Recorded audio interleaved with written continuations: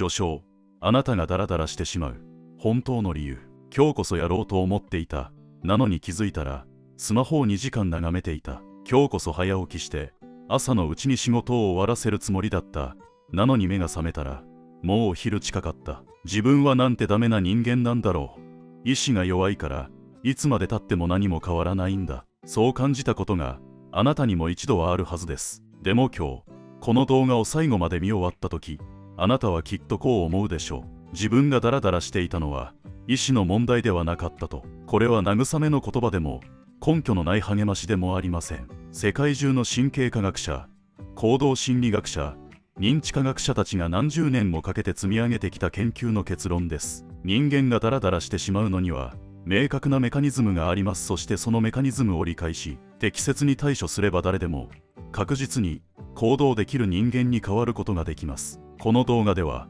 その全てをお伝えします。著書ドーパミンネーションを書いた精神科医アンナ・レンブケ、アトミック・ハビットのジェームズ・クリア、行動経済学の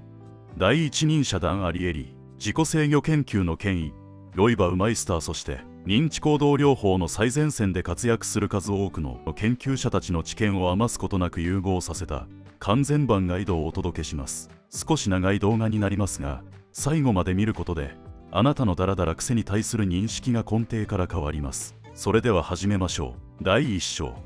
ダラダラ癖の正体。脳が怠ける科学的理由。まず最初に根本的な問いから始めましょう。なぜ人間はやるべきことが分かっていても行動できないのか。この問いに答えるために私たちはまず人間の脳の構造を理解する必要があります。人間の脳には大きく分けて2つのシステムが存在します。1つ目は即時報酬システム、もう1つは遅延報酬システムです。即時報酬システムとは今すぐ快楽を得ようとする脳の働きです。スマホを開けば面白い動画がある、お菓子を食べれば甘みで幸せになれる、ゲームをすれば達成感が得られる。これらは全て今この瞬間に報酬が得られる行動です。一方、遅延報酬システムとは将来のために今の我慢を選ぶ脳の働きです。将来のキャリアのために、今勉強する健康な体のために、今運動する理想の自分になるために今行動する。これらは報酬が未来にあります。問題は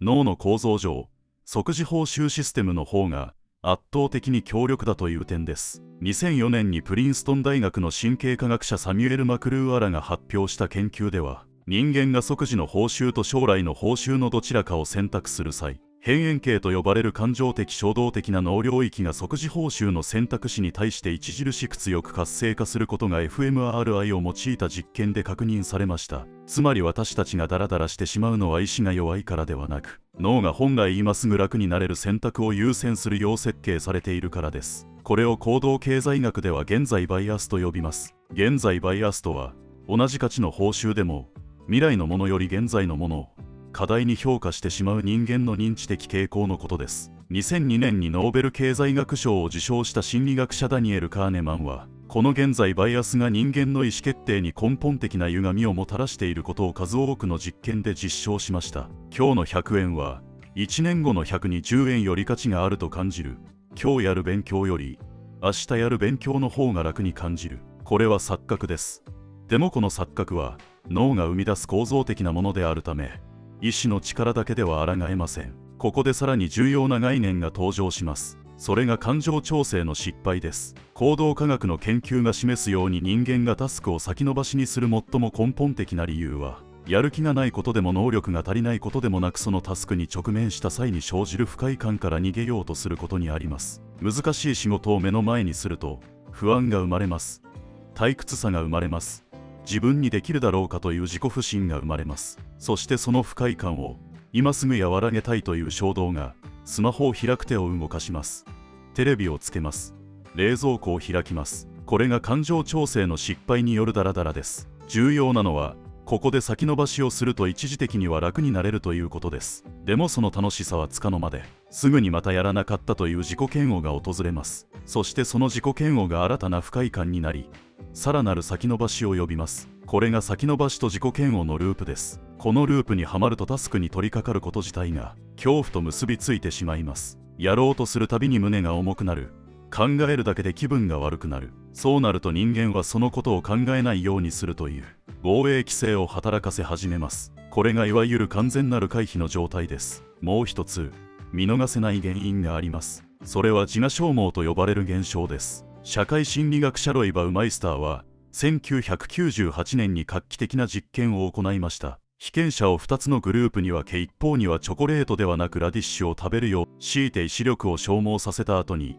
難しいパズルを解かせました。もう一方には制約なしで行動させた後同じパズルを解かせました。すると我慢を強いられたグループはそうでないグループよりも著しく早くパズルを諦めてしまうことが分かりました。これは意志力がまるでバッテリーのように使えば使うほど消耗するという事実を示しています。朝から数多くの決断を迫られ、通勤電車でスマホの誘惑に打ち勝ち、職場で感情を抑えながら働き、夜には家に帰ってようやく自分の時間になる頃にはあなたの意志力のバッテリーはほぼ空になっているのです。だからこそ夜になるとダラダラしてしまう。だからこそ週末は何もできなくなる。これは怠けているのではありません。脳が正直に疲弊しているだけです。ここで一度整理しましょう。人間がダラダラしてしまう原因は大きく3つです。1つ目は脳の現在バイアスによって未来の報酬よりも今の楽しさを優先してしまうこと。2つ目は感情調整の失敗によってタスクへの不快感から逃げるためにダラダラを選んでしまうこと。3つ目は自我消耗によって意志力そのものが枯渇してしまっていること。この3つが複雑に絡み合いダラダラ癖と呼ばれる状態を作り出しているのです。意志が弱いのではありません。あなたの脳が正しく機能している証拠でもあります。しかしだからといって諦める必要もありません。次の章からはこの3つの原因それぞれに対して科学が導き出した具体的な解決策を一つ一つ丁寧にお伝えしていきます。第2章、感情を味方にする不快感との正しい向き合い方。前の章でダラダラ癖の根本原因の一つが感情調整の失敗にあることをお伝えしました。タスクに向き合うと不快感が生まれる。その不快感から逃げるために先延ばしをする。このループを断ち切るためには不快感そのものへの向き合い方を根本から変える必要があります。今日お伝えするのは3つのアプローチです。1つ目は感情のラベリング、2つ目はセルフコンパッション、3つ目は実相意図と呼ばれる心理技術です。感情のラベリング、不快感の力を奪う方法。まず感情のラベリングから始めましょう。カリフォルニア大学ロサンゼルス校の神経科学者マシュー・リーバーマンは2007年に発表した研究の中で非常に興味深い事実を明らかにしました。人間が感情を言語化するとその感情を処理する扁桃体の活動が低下し、前頭前皮質という理性的な判断を司る領域の活動が高まるというのです。つまり難解や抱きが重いという漠然とした感情をこれは不安だ、これは退屈さだ、これは自己不信だと具体的な言葉で名前をつけるだけでその感情の強度が物理的に弱まるということです。実践方法はとてもシンプルです。タスクに取り掛かろうとしてなんとなく億劫な気持ちが生まれた時、心の中であるいは紙に書き出してみてください。今自分が感じているのは失敗するかもしれないという不安だ。今感じているのはこのタスクがつまらないという退屈さだ。今感じているのはうまくできないかもしれないという自己不信だ。これだけです。たったこれだけで脳は感情に飲み込まれるのではなく感情を観察する立場に切り替わります。感情に動かされる人間から感情を観察できる人間へ、この一歩がだらだら癖を断ち切る最初の扉を開きます。セルフコンパッション、自己嫌悪のループを止める鍵。次にセルフコンパッションについてお話しします。セルフコンパッションとは自分自身に対して友人に接するような思いやりを向けることです。この概念を体系化したのはテキサス大学の心理学者クリスティン・ネフです。彼女の2003年の研究ではセルフコンパッションが高い人ほど失敗や挫折から立ち直る速度が速く長期的なモチベーションが持続しやすいことが示されました。多くの人は自分に甘くしてはいけないと考えています。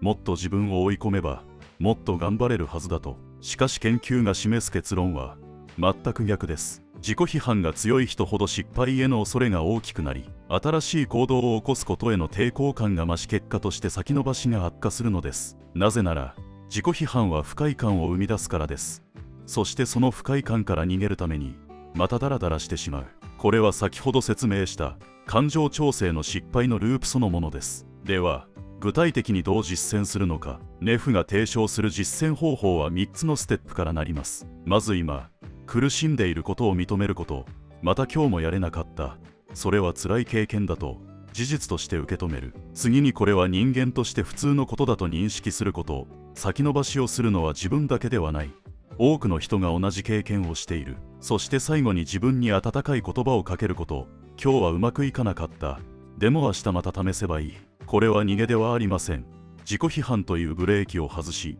前に進むためのエネルギーを取り戻すプロセスです。特に燃え尽き型のダラダラ頑張り続けた末に突然何もできなくなるタイプの人にはこのセルフコンパッションが最も効果的な処方箋となります。実相意図。もし〇〇なら〇〇するという魔法の設計。3つ目のアプローチは実相意図です。これはニューヨーク大学の心理学者ピーター・ゴルビッツァーが1999年に提唱した概念で IF、KHEN プランニングとも呼ばれます。通常の目標設定は運動をしよう、勉強をしようという形をとります。しかし実相意図はこう変えます。もし夜8時になったらすぐにヨガマットを広げる。もし朝コーヒーを入れ終わったらそのまま机に座って30分本を読む。もし仕事が終わってパソコンを閉じたらすぐに次の日のタスクリストを3つ書く。このもし〇〇なら〇〇するという形式がなぜ強力なのかというと、行動の開始を決断から自動反応に変えるからです。通常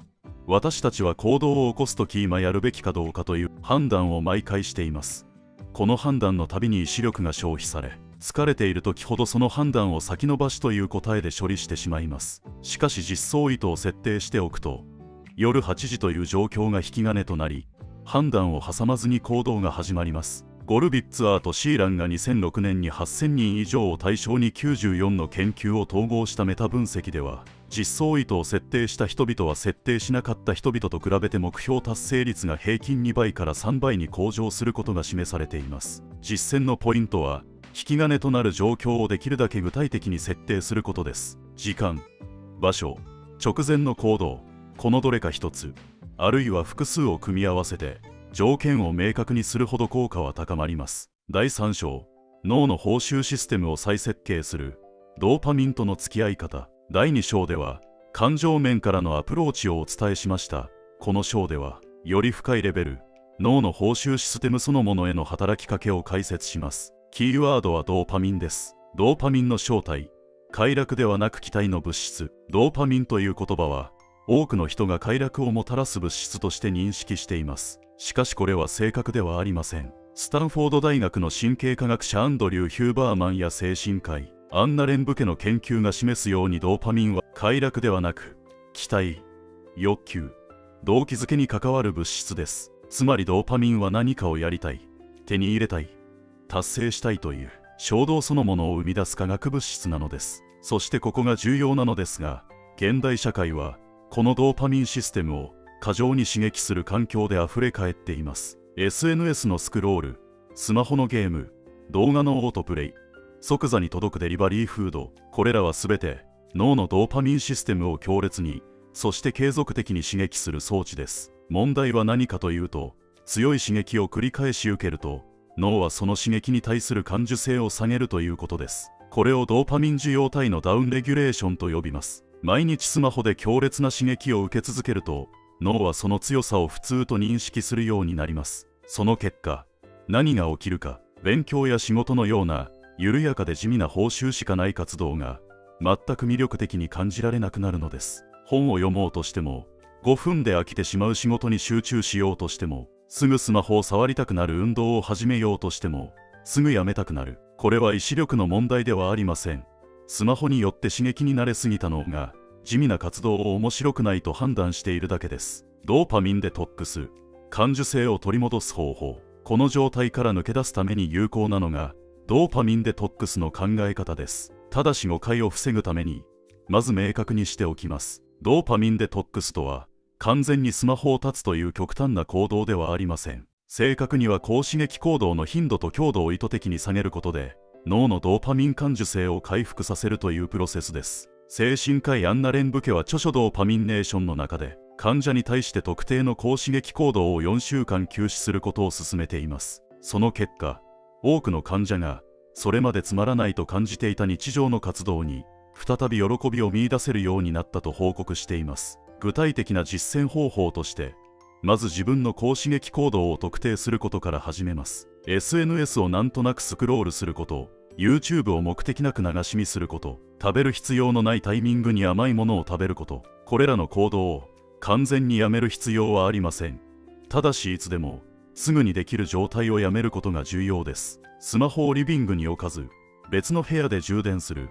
SNS アプリに使用時間制限を設ける、お菓子を手の届きにくい場所に移動する、これらの小さな摩擦が高刺激行動へのアクセスを遅らせ、脳が反射的にそれを求める衝動を和らげます。小さな報酬の設計、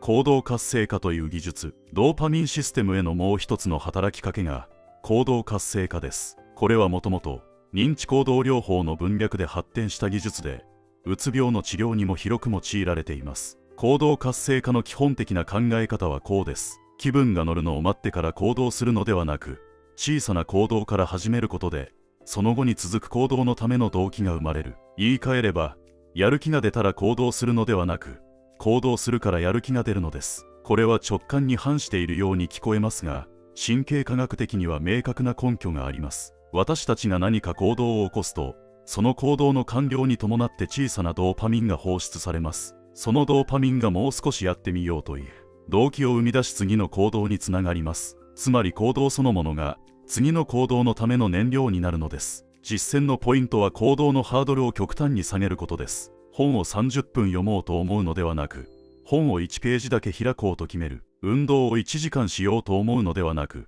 玄関のドアを開けるだけにする。仕事を2時間やろうと思うのではなく、パソコンの電源を入れてファイルを開くだけにする。この最初の一歩だけという設計が脳の抵抗を最小化し、行動のスタートを切りやすくします。そしてひとたびスタートが切れると、ザイガルニク効果が働き始めます。ザイガルニク効果とは、未完了のタスクは完了したタスクよりも記憶に残りやすく、続きを気にしやすくなるという心理現象です。ソビエトの心理学者ブルーマ・ザイガルニクが1927年に発見したこの効果により、一度始めた行動は途中でやめる方が気持ち悪くなります。つまり始めてしまえばこっちのものというのは単なる精神論ではなく、脳の仕組みに根ざした事実なのです。報酬のタイミングを操る即時報酬化の技術、行動活性化と組み合わせてさらに効果的なのが即時報酬化という考え方です。ペンシルベニア大学の行動経済学者キャサリン・ミルクマンナの研究では、退屈なタスクに即時の楽しみを組み込むとそのタスクへの取り組み頻度と継続率が大幅に向上することが示されました。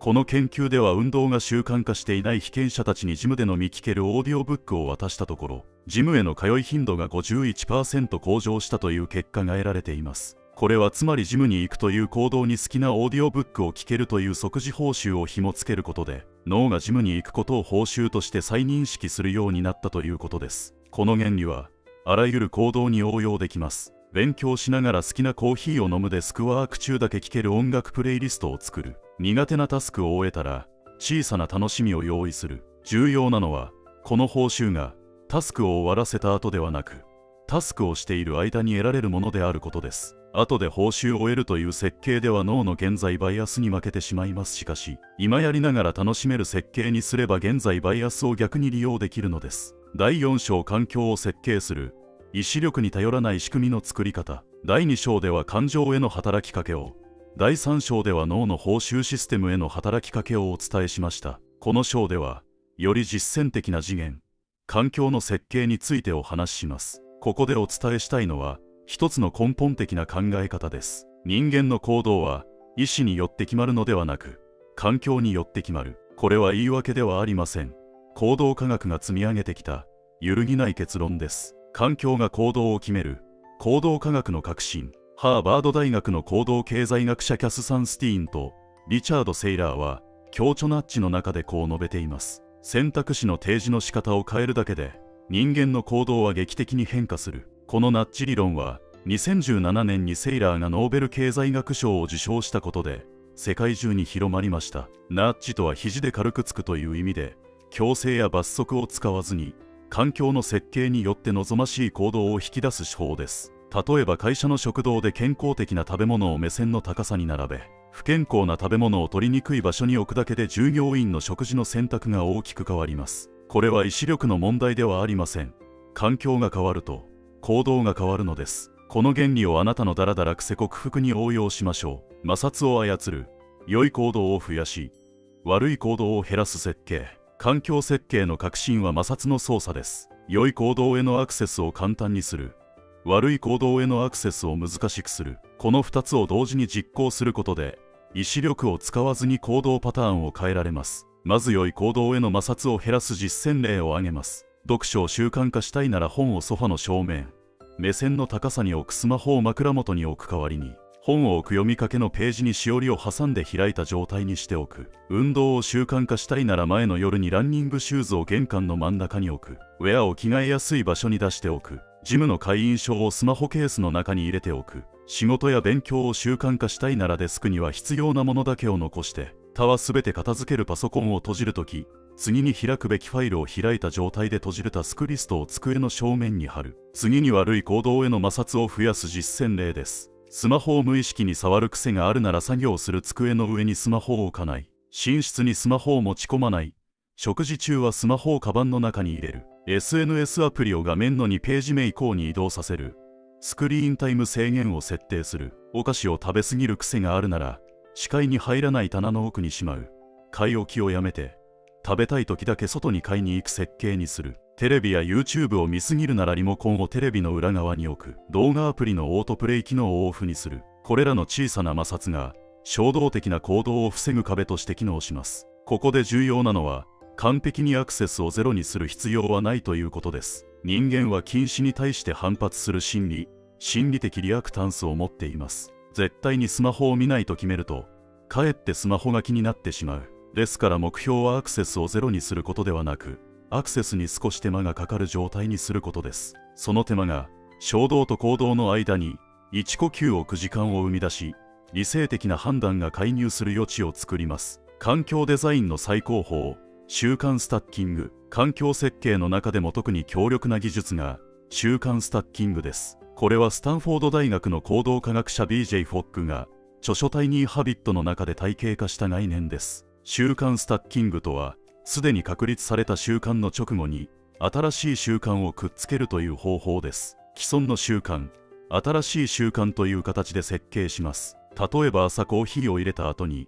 必ず5分間その日のタスクを書き出す。夜歯を磨いた後に必ず明日の服を準備する。昼食を食べ終わった後に必ず10分間目を閉じて休む。この設計が強力な理由は、いつやるかという判断を既存の習慣が自動的に解決してくれるからです。新しい行動をゼロから始めようとすると、今日はいつやろうかという決断が必要です。その決断のたびに意志力が消費され、先延ばしが起きやすくなります。しかし習慣スタッキングではコーヒーを入れたという既存の行動が自動的にタスクを書き出すという新しい行動のスイッチになります。これにより、意志力をほとんど消費せずに、新しい習慣を日常に組み込むことができます。時間環境の設計。黒のタイプと生産性の関係。環境設計には物理的な空間だけでなく時間の環境も含まれます。ここで重要な概念が黒のタイプです。黒のタイプとは人間が生物学的に持っている活動の最適時間帯のことです。著書睡眠こそ最強の解決策であるで知られるカリフォルニア大学バークレー校の神経科学者マシュー・ウォーカーは人間の黒のタイプは遺伝的に決まっており、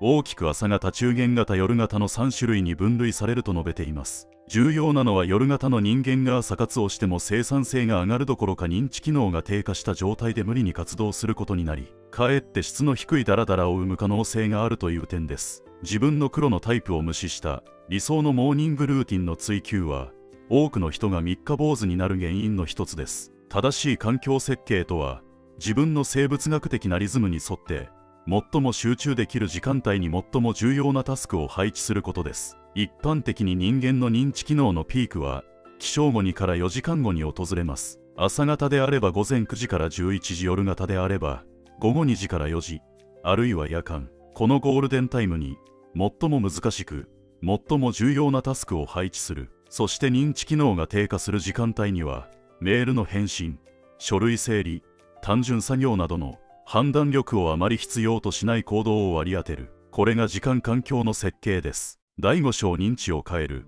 思考パターンとダラダラ癖の深い関係。ここまで感情、脳の報酬システム、環境という3つの側面からだらだら癖への対処法をお伝えしてきました。この章ではさらに深い層、思考パターンへとアプローチします。私たちがだらだらしてしまう背景には行動を妨げる特定の思考の癖が存在します。これらを認知の歪みと呼びます。完璧主義という罠、全部できなければ意味がないという思い込み、だらだら癖を持つ人の多くに共通する思考パターンが完璧主義です。完璧主義とは完璧にできなければやらない方がいい、中途半端にやるくらいなら最初からやらない方がいいという思考パターンです。一見すると高い基準を持つ良いことのように聞こえますが、行動科学の観点からは完璧主義は行動の最大の妨害者の一つです。カナダのコンコルディア大学の研究者フサイン・ビーバーらは2010年に発表した研究で、完璧主義的な思考傾向が強い人ほど先延ばし行動の頻度が高いことを統計的に示しました。なぜかというと、完璧主義者にとって完璧でない結果は失敗と同義です。失敗することへの恐れが強いため、行動を起こすことへの心理的ハードルが極端に高くなります。その結果、完璧にできる準備が整うまで待ち続け、永遠に始められないという状態に陥ります。この思考パターンを崩す最も効果的な考え方が、完了は完璧に勝るという原則です。英語ではdone is better than perfectと表現され、シリコンバレーの多くの企業文化の根底に流れる哲学でもあります。完璧な計画を立てることよりも、不完全でもいいから今すぐ始めること、完璧な状態で提出することよりもとりあえず一つ完成させること、この考え方のシフトが完璧主義という思考の罠から抜け出す第一歩です。前科無可思考を手放す。完璧主義と密接に関連する認知の歪みが前科無可思考です。前科無可思考とは、物事を完全な成功か完全な失敗かという二択でしか捉えられない思考パターンです。今日運動できなかった、今月の運動計画は全部終わりだ、昨日一日ダラダラしてしまった、今週はもう諦めよう、完璧にできなかった、自分には無理なんだ。これらは全て前科無可思考が生み出す極端な結論です。認知行動療法の第一人者アーロン・ベックは、この思考パターンがうつ病や不安障害の中核的な認知の歪みであると同時に、一般的な先延ばし行動にも深く関与していることを示しました。前科無可思考を手放すための実践的な方法は、スケールで考える習慣を持つことです。今日は全然ダメだったではなく、今日は10段階で言うと3点くらいだった、昨日より2点上がった。完璧にできなかったではなく、80% はできた、残りの 20% は次に改善しよう。物事を日ではなくグラデーションで捉えることで、小さな進歩を成功として認識できるようになります。そしてその小さな成功がドーパミンを放出し、次の行動へのモチベーションを生み出します。自己効力感。自分にはできるという確信の育て方。思考パターンの変容において最も重要な概念の一つが自己効力感です。自己効力感とは、自分はこの行動を実行できるという確信のことです。スタンフォード大学の心理学者アルバート・バンデューラが1977年に提唱したこの概念は、その後の行動科学に革命をもたらしました。バンデューラの研究は、自己効力感の高さが行動の開始しやすさ、困難への粘り強さ、失敗からの回復速度の全てに直接的な影響を与えることを示しています。重要なのは、自己効力感は生まれつき固定されたものではなく、適切な経験によって高めることができるという点です。バンデューラが示した自己効力感を高める最も確実な方法は、成功体験の積み重ねです。ただしここでいう成功は、大きな達成である必要は全くありません。むしろ、小さくて確実な成功体験こそが、自己効力感を育てる最も効果的な土台になります。今日、予定していた5分間の読書ができた。今日、先延ばしにしていたメールを1本送った。今日、3分間だけ散歩した。これらの小さな達成をできたとして記録し、意識的に認識する習慣が自己効力感を少しずつ高めていきます。自己効力感が高まると、新しい行動への挑戦が怖くなくなります。失敗してもまた試せばいいと思えるようになります。困難に直面しても諦めにくくなります。これがだらだら癖を根本から変える認知レベルでの変容です。時間的自己連続性。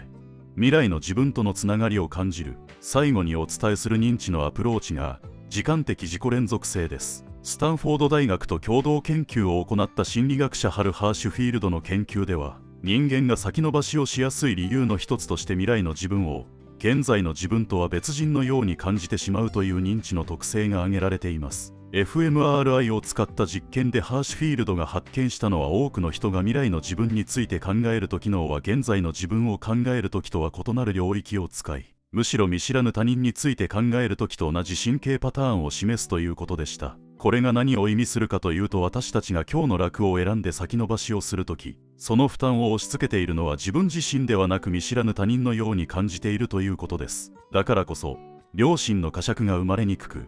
先延ばしが起きやすくなります。この認知の歪みを修正するためにハーシュフィールドが提案するのは、未来の自分との対話という実践です。具体的には、1年後の自分は今日の自分の選択をどう思うだろうか。5年後の自分に今日の行動について手紙を書くとしたら何と書くか。このような問いを先延ばしをしそうになった瞬間に自分に向けることで、未来の自分と現在の自分のつながりを強化し、今の行動が未来の自分に与える影響をリアルに感じられるようになります。この実践を続けることで、今だけ良ければいいという現在バイアスが弱まり、未来を見据えた行動選択がしやすくなっていきます。第6章、睡眠運動栄養。身体からだらだら癖を断ち切る。ここまでの章では、心理学、神経科学、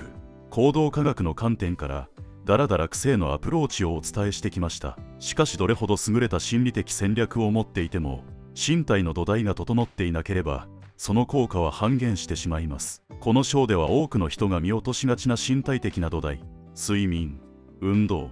栄養という3つの観点からだらだら癖との深い関係を解説します。睡眠不足がだらだら癖を作る脳科学が示す衝撃の事実。まず睡眠についてお話しします。カリフォルニア大学バークレー校の神経科学者マシュー・ウォーカーは、著書睡眠こそ最強の解決策であるの中で、睡眠不足が人間の認知機能、感情調整能力、意志力に壊滅的な影響を与えることを膨大な研究データをもとに示しています。特に注目すべきは、睡眠不足と感情調整の失敗の関係です。ウォーカーの研究では、睡眠が不足した状態になると、扁桃体、感情的な反応を司る脳領域の反応性が通常と比べて 60% 以上も高まることが fMRI を用いた実験で確認されています。つまり、睡眠不足の状態ではタスクへの不快感が通常よりもはるかに強く感じられ、その不快感から逃げたいという衝動が格段に強まるということです。さらに、睡眠不足は前頭前皮質、理性的な判断を司る脳領域の機能を著しく低下させます。前頭前皮質は衝動を抑制し、長期的な視点で判断し、行動を計画する機能を担っています。この機能が低下すると、今すぐ楽になりたいという衝動を理性でコントロールできなくなります。つまり、睡眠不足の状態では、意志力を発揮しようとしても、その意志力を生み出す脳の機能自体が低下してしまっているのです。どれほど強い決意を持って眠りについても、睡眠不足が続く限り、翌日の行動力は根本から損なわれます。睡眠の質を上げる実践的な睡眠改善法では、睡眠の質を上げるために具体的に何をすればよいのでしょうか。ウォーカーをはじめとする睡眠研究者たちが共通して推奨する実践法を整理します。まず最も重要なのは、就寝時刻と起床時刻の一定化です。人間の体内時計は就寝時刻よりも起床時刻によって強くリセットされます。つまり、毎朝同じ時刻に起きることが体内時計を安定させる最も効果的な方法です。週末だけ遅くまで寝るという社会的時差ボケは、月曜日の朝の強烈なダラダラ感の主な原因の一つです。次に重要なのは、就寝1から2時間前のスクリーン回避です。スマホやパソコンの画面が発するブルーライトは、睡眠を促すホルモンメラトニンの分泌を抑制します。就寝前にスマホを見続けることは、脳にまだ昼間だという誤ったシグナルを送り続けることと同義です。さらに、寝室の温度管理も重要です。人間が深い睡眠に入るためには、体の中心温度が約1度下がる必要があります。理想的な寝室の温度は摂氏18度から19度程度とされています。多くの人が寝室を温めすぎる傾向にありますが、これが睡眠の質を低下させている一因です。そして最後に、睡眠の先延ばしをやめることです。就寝時刻を意図的に遅らせるリベンジ夜更かしと呼ばれる行動は近年特に問題視されています。日中の自由時間が少ないストレスから、夜だけが唯一の自由な時間と感じ、睡眠を削ってでもスマホを見続けてしまう。しかし、この行動が翌日のダラダラを生み出し、翌日のダラダラがさらなるストレスを生み出し、またリベンジ夜更かしをするという悪循環を作り出しています。この循環を断ち切ることがだらだら癖改善の最も根本的な一歩です。運動がだらだら癖を消す神経科学が証明したメカニズム。次に運動についてお話しします。ハーバード大学の精神科医ジョン・レイティは著書脳を鍛えるには運動しかないの中で運動が脳に与える影響を神経科学の観点から詳細に解説しています。レイティが示す最も重要な事実は有酸素運動が前頭前皮質の機能を向上させるということです。先ほど述べたように前頭前皮質は衝動の抑制、計画立案、意志力の発揮を担う行動力の源泉です。週に3回以上30分程度の有酸素運動を行うとこの前頭前皮質の血流が改善し神経細胞の新生が促進され認知機能と感情調整能力が向上することが複数の研究で示されています。さらに運動はセロトニンとドーパミンの分泌を促進します。セロトニンは気分の安定と感情調整に関与し、ドーパミンは動機づけと行動開始に関与します。つまり運動することで行動したくなる脳が作られていくのです。特に注目すべき研究として2016年にオランダのラドバウド大学が発表した実験があります。この研究では学習から4時間後に運動を行ったグループが運動をしなかったグループや学習直後に運動したグループと比べて記憶の定着率が優位に高かったことが示されました。運動後の脳は情報を吸収しやすくタスクに集中しやすい状態にあるということです。実践のポイントは激しい運動である必要はないということです。20分から30分の早歩きでも十分な脳への効果が得られます。むしろ激しすぎる運動は身体的疲労を生み出し翌日の行動力を低下させる可能性があります。最初は近所を20分歩くだけで構いません。その小さな一歩が脳の機能を改善し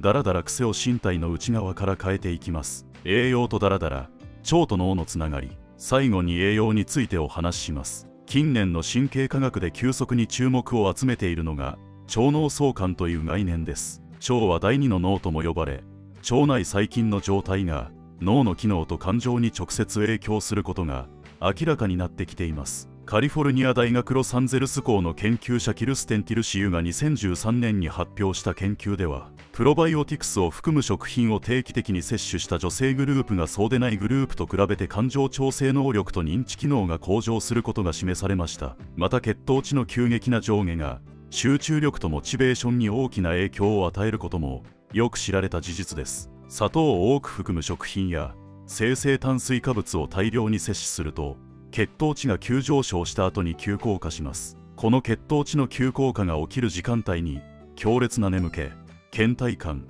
やる気の喪失が生じます。これはいわゆる食後のダラダラの主な原因です。血糖値を安定させるためには食物繊維、タンパク質、健康的な脂質をバランスよく摂ることが有効です。また慢性的な水分不足も集中力と認知機能の低下を招きます。2011年にコネチカット大学が発表した研究では、わずか1から 2% の脱水状態でも認知機能、集中力、気分に顕著な悪影響が生じることが示されています。特別な食事制限や高価なサプリメントは必要ありません。1日を通じて水を十分に飲み、野菜、タンパク質、炭水化物をバランスよく摂り、砂糖と精製食品の過剰摂取を避ける。この基本的な習慣が脳の機能を支え、だらだら癖を身体の土台から変えていきます。第7章時間管理の再設計。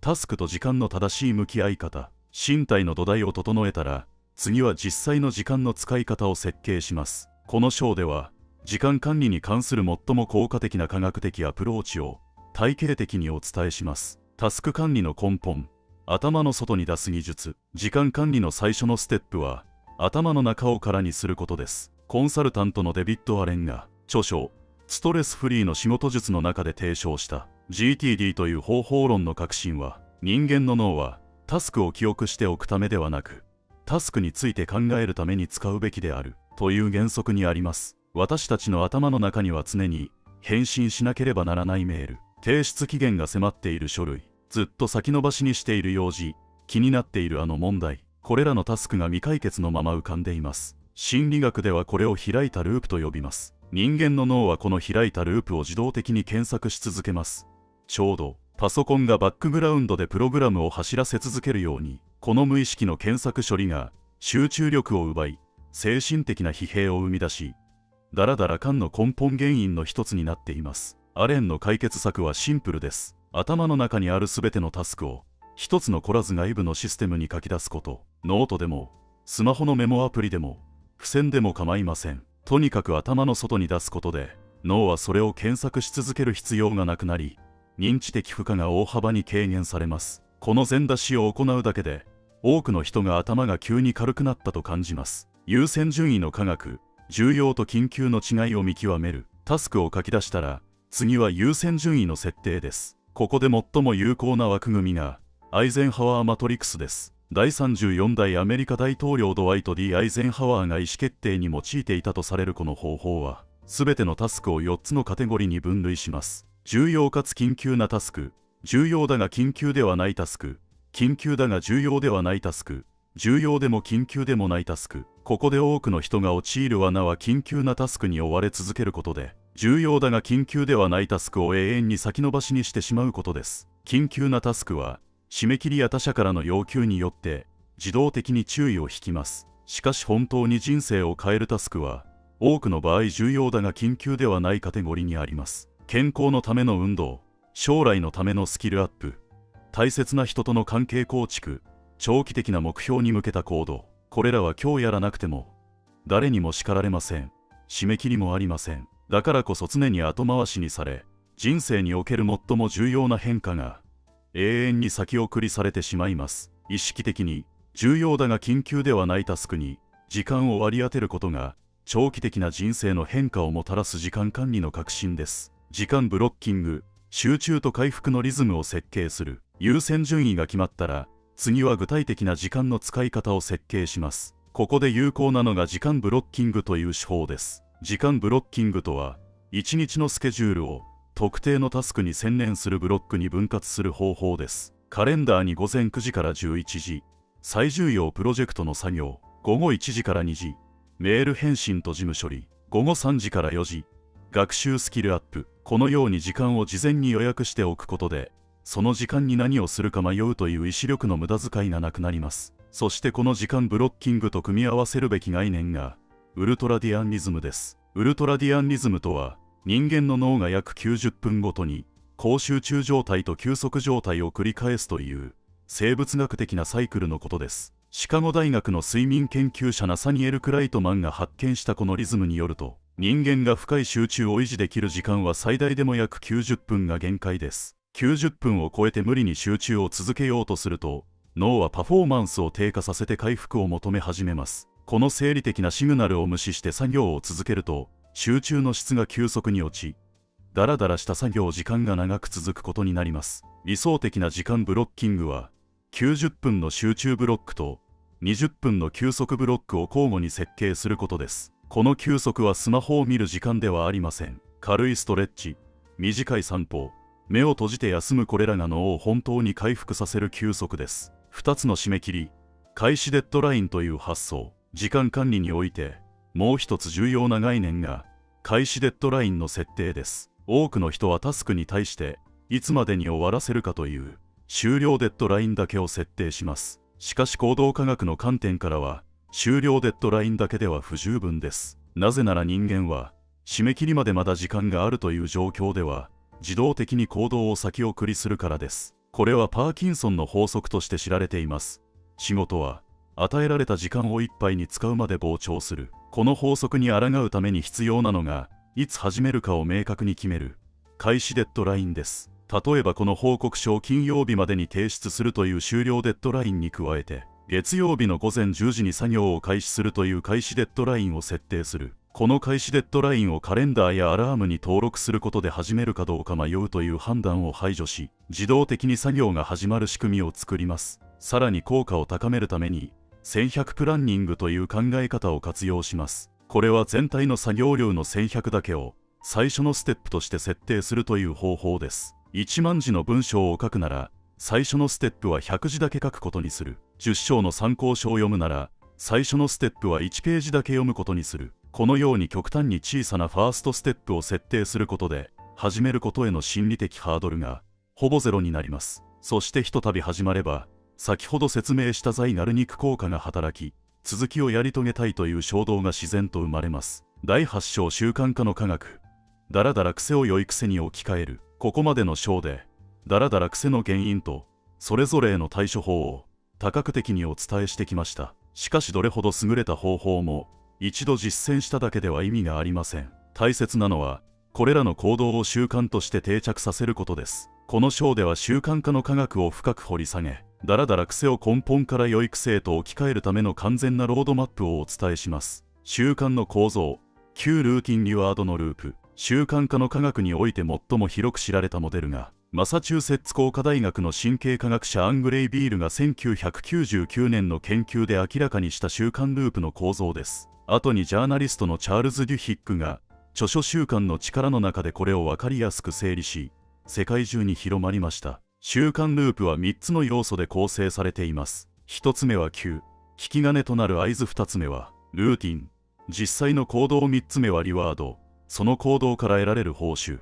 例えばスマホを無意識に開くという習慣を分解すると Q は手持ち無沙汰になった瞬間。あるいは通知音。ルーティンはスマホを開いて SNS を見る。リワードは新しい情報への刺激、つながりの確認となります。このループが繰り返されるたびに、脳の基底核と呼ばれる領域に、その行動パターンが深く刻み込まれていきます。一度この刻み込みが完成すると、Q に触れるだけで、意識的な判断なしに、自動的にルーティンが始まります。これがだらだら癖が癖として固着するメカニズムです。悪い習慣は消せない。置き換えるしかない理由。ここで多くの人が知らない重要な事実があります。それは、一度形成された習慣ループは、脳から消去できない、ということです。デュヒックが紹介した神経科学の研究によると、習慣として形成された行動パターンはたとえ長期間その行動をしなくても脳の神経回路として残り続けます。3年間タバコを吸っていなかったのに、ストレスを感じた瞬間に吸いたくなった。これは意志が弱いからではありません。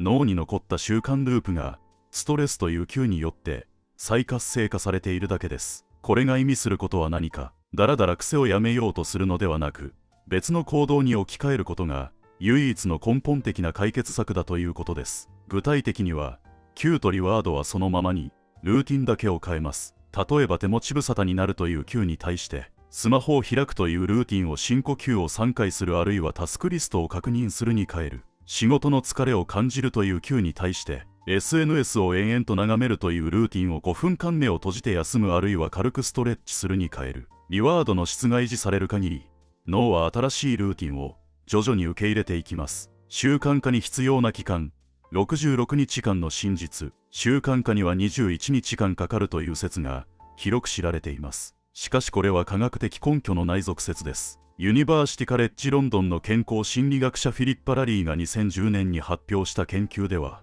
習慣が自動化されるまでの期間を実際に計測した結果、平均66日間かかることが示されました。そしてさらに重要なのは、この期間には個人差が大きく、18日から254日という幅があったということです。つまり21日やったのに習慣にならなかったと諦める必要は全くありません。習慣化には人によっては数ヶ月かかることもある。これは普通のことです。またラリーの研究ではもう一つ重要な事実が示されています。習慣化の途中で1日や2日できない日があっても習慣化のプロセスにほとんど影響しないということです。完璧に毎日続けることよりもできない日があっても諦めずに再開することの方が習慣化の成功においてはるかに重要だということです。昨日できなかったから今日も諦めるではなく、昨日できなかったが今日からまた再開する。この姿勢こそが長期的な習慣化を成功させる最も重要なマインドセットです。習慣化を加速する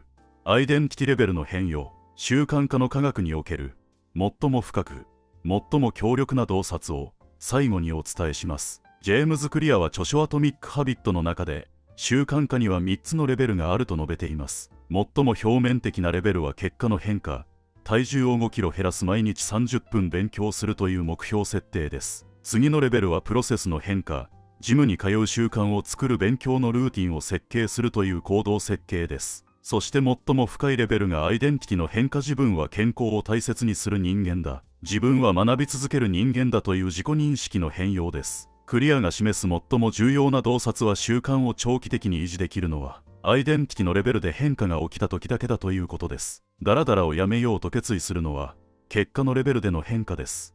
これは長続きしません。しかし、自分は行動できる人間だ。自分は一度決めたことを続けられる人間だ。という自己認識が変わったとき、その新しいアイデンティティを証明するために、行動が自然と続くようになります。このアイデンティティレベルの変容を促すために、クリアが推奨するのは、投票を積み重ねるという考え方です。一つ一つの小さな行動を、自分はこういう人間だという、アイデンティティへの一票として捉えます。朝5分だけ本を読んだ。自分は学ぶ人間だへの一票。先延ばしにしていたメールを今日送った。自分は行動できる人間だへの一票。たとえ小さくても、この投票を積み重ねることで、新しいアイデンティティが少しずつ確立されていきます。そしてそのアイデンティティが確立されるほど、だらだら癖という古いアイデンティティは、自然と薄れていきます。最終章完全ロードマップ。今日から始める7つのステップ。ここまで長い旅を共にしてくださり、本当にありがとうございます。この動画ではだらだら癖の神経科学的なメカニズムから始まり、感情、脳の報酬システム、環境設計、思考パターン身体的な土台、時間管理、そして習慣化の科学まであらゆる角度から包括的にお伝えしてきました。最後のこの章では、これまでのすべての内容を統合し、今日から実践できる具体的な7つのステップとして整理します。難しく考える必要はありません。一つ一つ、できるところから始めてください。ステップ1、自分のダラダラタイプを特定する。まず最初にやることは、自分がどのタイプのダラダラ癖を持っているかを正確に把握することです。第1章でお伝えしたように、ダラダラ癖には主に3つの根本原因があります。脳の現在バイアスによるもの、感情調整の失敗によるもの、そして自我消耗によるもの。自分のダラダラが主にどの原因から来ているかを特定することで、最も効果的なアプローチを選べます。例えば嫌なタスクを目の前にした時だけダラダラするなら、感情調整の失敗が主な原因です。第2章のアプローチが特に有効です。夜になると何もできなくなるなら、自我消耗が主な原因です。第6章の睡眠改善と、第7章の時間ブロッキングが特に有効です。何もかもが面白く感じられなくなってきたなら、ドーパミンシステムの問題が主な原因です。第3章のドーパミンデトックスから始めましょう。ステップ2、環境を今すぐ1つ変える。タイプを特定したら、次は環境を1つだけ変えます。1つだけです。複数変えようとしないでください。最も効果が高く、最も簡単に実行できる環境変化の1つは、スマホを自分の手の届かない場所に置くことです。作業する机の上にスマホを置かない。寝室にスマホを持ち込まない。食事中はスマホをカバンの中に入れる。これだけで、多くの人が1日の時間の感覚が変わったと報告しています。ステップ3、今日の最重要タスクを1つだけ決める。毎朝起きたら、その日の最重要タスクを1つだけ決めます。1つだけです。今日これだけはやるというタスクを具体的に、できるだけ小さく定義します。レポートを書くではなく、レポートの最初の段落だけ書く。部屋を片付けるではなく、机の上だけ片付ける。英語を勉強するではなく、英単語を5個だけ覚える。この最重要タスクを、できれば午前中のうちに完了させることを目標にしてください。ステップ4、実装意図を設定する。最重要タスクが決まったら、第2章でお伝えした実装意図を設定します。もし〇〇になったら、〇〇をする。もし朝コーヒーを飲み終わったら、すぐにパソコンを開いてレポートの最初の段落を書き始める。この一文を紙に書くか、スマホのメモに残します。書くという行為が脳へのコミットメントを強化し、実行率を高めます。ステップ5、90分集中、20分休息のリズムを試す。タスクに取り掛かったら第7章でお伝えしたウルトラディアンリズムに基づく90分集中20分休息のサイクルを試してみてください。最初は90分が難しければ25分集中5分休息というポモドーロテクニックから始めても構いません。ポモドーロテクニックとは1980年代にイタリアの研究者フランチェスコ・シリロが開発した時間管理の手法で、25分間の集中作業と5分間の短い休憩を1単位として繰り返すというシンプルな方法です。重要なのは、集中している時間はスマホを完全に視界から外すことです。ステップ6、夜の振り返りと翌日の準備。1日の終わりに5分間だけ振り返りの時間を取ります。この振り返りは自己批判のための時間ではありません。今日できたことを1つ書き出す。明日の最重要タスクを1つ決める。明日の実装意図を1文書く。これだけです。そして翌日のための環境準備を行います。必要な道具を机の上に出しておく。参考書を開いたページで閉じておく。ランニングシューズを玄関に置いておく。この5分間の準備が翌朝の行動開始を劇的にスムーズにします。ステップ7、小さな成功を記録し続ける。最後のステップは小さな成功を記録し続けることです。毎日どれほど小さくても構いません。今日できたことを一つだけ記録します。ノートでもスマホのメモでもカレンダーに丸をつけるだけでも構いません。この記録が第5章でお伝えした自己効力感を育て、第8章でお伝えしたアイデンティティの変容を促します。自分は変われるという証拠を自分自身で積み上げていくことが、だらだら癖を根本から変える最後の、そして最も重要なピースです。エンディング。あなたへのメッセージ。最後に、一つだけお伝えしたいことがあります。この動画を通じて、だらだら癖の原因が、意志の弱さでも、才能のなさでも、生まれつきの怠け者だからでもない、ということが伝わったでしょうか。あなたがダラダラしてしまうのは脳が正直に機能している証拠であり、環境と習慣の問題であり、そして何より適切な方法を知らなかっただけです。今日この動画を最後まで見たあなたは、すでに変化への第一歩を踏み出しています。完璧にやろうとしなくて構いません。全部を一度に変えようとしなくて構いません。今日から一つだけ小さく始めてください。人間の脳は環境が変わると変わります。行動が変わると変わります。そして繰り返しによって確実に深く変わっていきます。あなたが今感じている変わりたいという気持ちは本物です。その気持ちを今日の小さな一歩に変えてください。この動画があなたの人生の何かしらの転換点になれたなら、それ以上に嬉しいことはありません。もしこの動画が少しでも役に立ったと感じていただけたなら、チャンネル登録と高評価ボタンを押していただけるととても励みになります。それでは次の動画でまたお会いしましょう。今日という日があなたにとって本当の意味での始まりになることを心から願っています。